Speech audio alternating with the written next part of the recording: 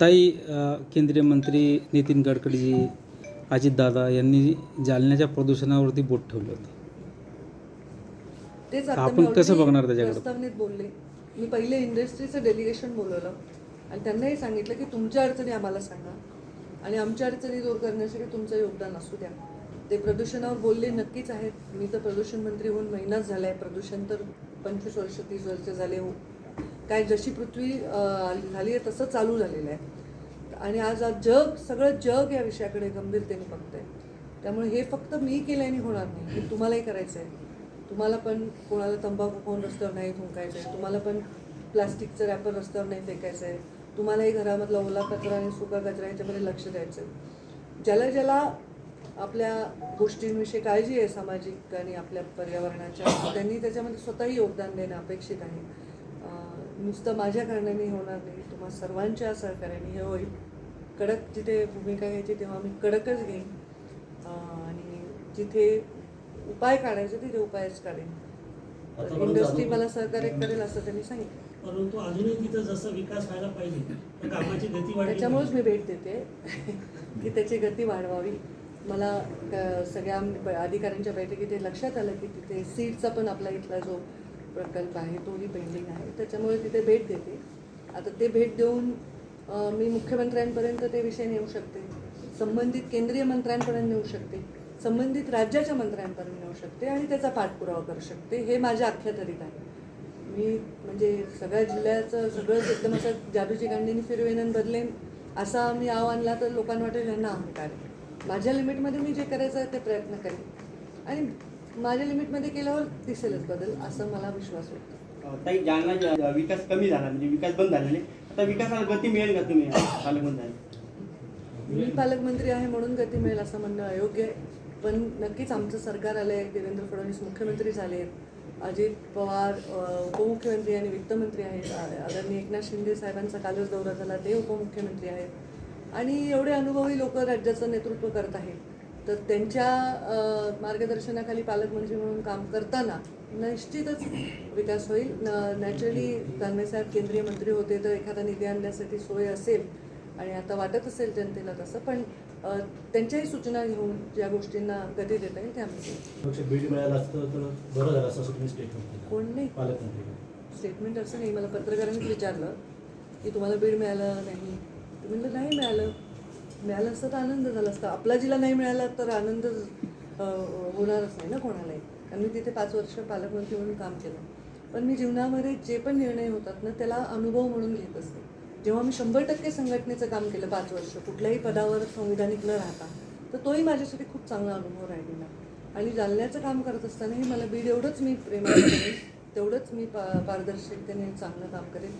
आणि फक्त साहजिक आहे बीडमध्ये मला तशी माझी मनाची तयारी होती की मला दुसरा जिल्हा मिळेल, पण आपल्या जिल्ह्यात काम करावं, आपल्या कार्यकर्त्यांचा एवढा मोठा संचय असताना असं जरांगे पाटलांच्या उपोषणाबद्दल अनेक वेळा असंख्य वेळा मी बोललेली आहे. ते त्यांचा लढा लढत आहेत, त्याच्याविषयी माझ्यामध्ये मनामध्ये संपूर्ण सन्मान आहे आणि संविधानिक चौकटीत बसून त्यांच्या काय कोणाच्याही लढ्याला न्याय मिळावा अशीच माझी भूमिका आहे. आता ते उपोषणाला बसले, आज माझं पहिलंच पाऊल आहे जिल्ह्यामध्ये. त्यांच्याशी चर्चा करून त्यांनी जर सकारात्मकता दाखवली तर नक्कीच मी तयार आहे. कारण शेवटी जेव्हा आपण कोणाच्या उपोषणाला किंवा कोणत्या आंदोलनाला भेट देतो तर तिथलं वातावरण कसं असावं ही जबाबदारी त्यांची असते. ती जबाबदारी त्यांनी घेतली आणि त्यांनी जर सकारात्मकता दाखवली तर मी नक्कीच भेट द्यायला तयार आहे. तसा निरोपही मी त्यांना पाठवेन आणि त्यांच्या निरोपाची प्रतीक्षा करेन. उद्योजकांशी चर्चा करून त्यांचे काही विषय, पशुसंवर्धन विभागामध्ये जालन्याला जास्तीत जास्त कसं आपण निधी देऊ शकतो आणि इथे विकास करू शकतो त्याचे काही विषय हे मी आता हाताळलेले आहेत. इंडस्ट्रीच्या लोकांच्या काय मागण्या आहेत त्याही बघितलेल्या आहेत. पर्यावरणाच्या दृष्टीने निर्णय घेताना थोडं कडक राहावं लागेल तर त्याच्यातही इंडस्ट्रीने सहकार्य करावं असं त्यांनाही आवाहन केलेलं आहे. बाकी तुम्हीही सगळे सहकार्य कराल अशी अपेक्षा आहे आणि त्या अपेक्षेबद्दल तुमचा प्रतिसाद चांगला राहील हा विश्वासही व्यक्त करते. आता विषय न घेता हे मतदारसंघावाईज जसं मी जेव्हा बीडमध्ये पालकमंत्री होते तेव्हा मी ज्या पद्धतीने प्लॅनिंग केलं जवळपास तसं करायचा प्रयत्न करेन. त्यामुळे मी पालकमंत्री असताना 5 वर्ष मी निधी व्यक्तीला देण्याचं कधी जोर नव्हता. हा निधी त्या भागामध्ये जावा आणि डायरेक्ट मला माहीत असायचं कुठे काय काम आहे. इथे आता मला एवढं माहीत नाही की कुठे काय अडचणी आहेत, काम आहे, त्याचा अभ्यास करायला मला वेळ लागेल. पण सगळ्या मतदारसंघांना जवळपास समान न्याय मिळेल, जवळपास. आता साहजिक आहे, एखाद्याला 80% मिळेल, एखाद्याला 60% मिळेल. तेवढं बघता एकदम 0 आणि 100% असं आपल्याला दिसणार नाही. बीड तुमचा शेजार, मागचे पालकमंत्री पण त्यापासून परेशान होते. तुम्हाला याच्यात काय अनुभव होतो, तुम्ही कसे सामोरे जाल? मी अनुभव तर अजून काही आला नाही. आजच मी आलेली आहे. पण मी राजकारणात नवीन नाही, 22-23 वर्ष झाले मी ॲक्टिव्ह पॉलिटिक्समध्ये आहे. राज्याच्या कोर कमिटीमध्ये काम करते. जिल्ह्यामध्ये कुठल्या राज्यात कोणाला तिकीट द्यावं ह्या कमिटीत पण मी आहे, जी आम्ही केंद्रामध्ये साक्षात प्रधानमंत्री मोदी यांनी अमित शहा यांच्यावर बसून आम्ही निर्णय घेत असतो, राष्ट्रीय अध्यक्षांवर निर्णय घेतो. तेव्हा मला प्रत्येक जिल्ह्याच्या राजकारणाविषयी संपूर्ण माहिती आहे. जेवढं शक्य आहे तेवढं कोणालाही असुरक्षित वाटणार नाही असा मी प्रयत्न करेन. असा पुरता आणि जिल्ह्याचा पालकमंत्री म्हणून जे माझं दायित्व आहे त्याच्यापुरताच हा विषय मर्यादित. त्या संदर्भात आपला विभाग काय काय पाहिजे? त्याचे उत्तर देते. नरहरी झिरवळ असं म्हणालेत की मला हिंगोलीचं पालकमंत्री पद मिळालं, मी गरीब आहे म्हणून मला गरीब जिल्ह्याचं पालकमंत्री पद दिलं आहे असं ते म्हणाले. बर्ड फ्लूविषयी बोलते. बर्ड फ्लूविषयीचा माझा आढावा रेग्युलर चालू आहे. त्याच्यामध्ये काही ठिकाणी आम्हाला तसं आढळलं तर तिथे आम्ही तात्काळ कारवाई केलेली आहे. पण जी आकडेवारी समजा सहज आपल्याला कुठल्या माध्यमातून येते, यूट्यूब वगैरे, त्याच्यावर आपण फार प्रभावित न होता सरकारी यंत्रणेच्या माध्यमातूनही आकडेवारीवरच आपण लक्ष ठेवावं. कारण खूप गोष्टी आजकाल लगेच पसरतात. मध्ये आता तर परत झालं की कोविड परत आला वगैरे, असं एकदम लोकांमध्ये त्याच्यामुळे घबराहट निर्माण होते. तर तशी परिस्थिती अजून नाही. तशी आल्यास आम्ही स्वतः जनतेला अवेअर करू आणि त्याचे जे काही आम्हाला त्याच्यामध्ये उपाययोजना करायच्या त्या नक्कीच करू. आमचं लक्ष आहे. करत नाही कोण काय बोललं, कुठे काय बोललं आणि कोणाला बोललं याच्यावर मी कधीच बोलत नाही. त्याच्यावर खूप लवकर त्वरित जागा भरण्याकडे आम्ही लक्ष देतो. कारवाई होईल. आता मी चार्ज घेऊन 6-8 महिन्यामध्ये प्रचंड बदल त्याच्यामध्ये दिसेल असं आमचं प्लॅन आहे.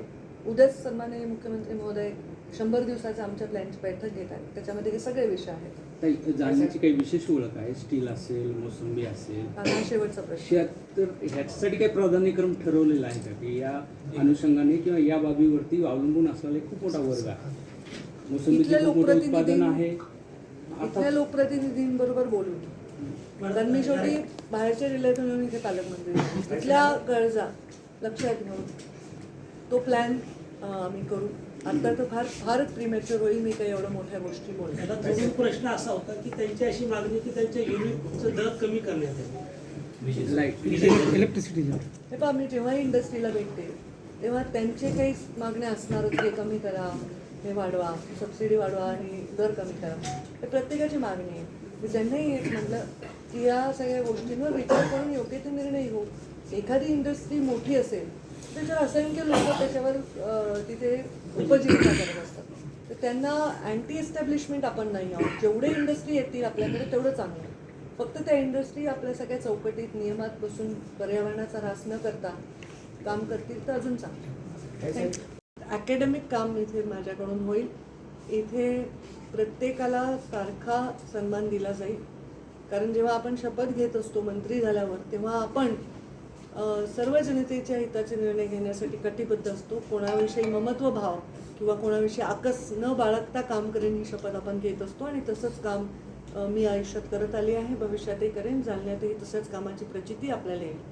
सर्व वर्गांना, सर्व जाती धर्मांना आपल्याला कम्फर्टेबल असं वातावरण करून त्यांचे प्रश्न मांडण्यासाठीचं मंच नक्कीच इथे उपलब्ध करून दिला जाईल.